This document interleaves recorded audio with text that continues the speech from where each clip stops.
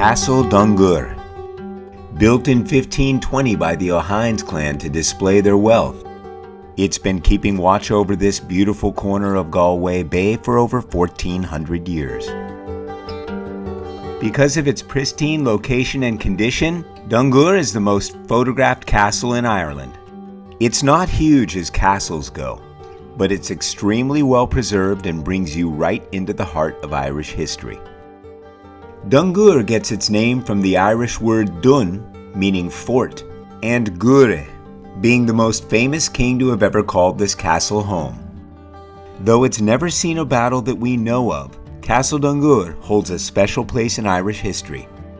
It's where the legendary epic story known as the Flight of the Dishes begins, when on an Easter Sunday more than 1,400 years ago, all the dishes carrying the king's banquet rose from the table and flew out the window.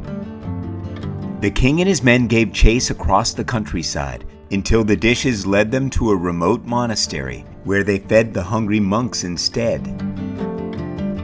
This very dining hall must have been the site of the beginning of that folktale. The walls throughout are adorned with period touches, and each of its 3 floors are accessed by a central stairwell that feels like a portal to the past. Wow, these stairs just wind straight up. I hope I don't fall down, it's a long way. One historically significant architectural detail is that this stairwell was built counterclockwise, which means invading right-handed swordsmen would find it nearly impossible to swing their swords. Very cool. Dungur has been a residential castle throughout history, having residents until the early 1970s, and nowhere is this more apparent than in the top floor living room. This was where the last private owner, the colorful Lady Christabel Lampthill, must have spent most of her leisure time. She'd befriended a young American actress by the name of Angelica Houston, and by the looks of this studio, maybe even dabbled in the arts a little bit herself.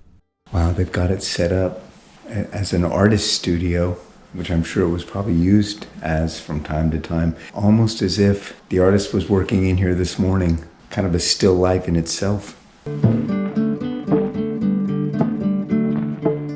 The views from the roof are an absolutely stunning 360 of the coastline and Galway Bay.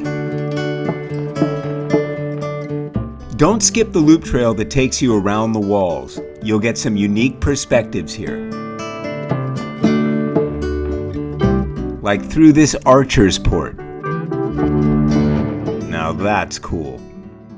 Dungur Castle was never really a military fortress or anything like that. It was a powerhouse. You may have heard that term before, but what it comes from is this era of relative peace here in Ireland in the 1500s, where wealthy landowners would build these huge castle-like structures, and they were powerhouses, and they were meant to show their power. And that's what wealthy landowners have always done. If you visit Dungur, by all means, don't forget your camera.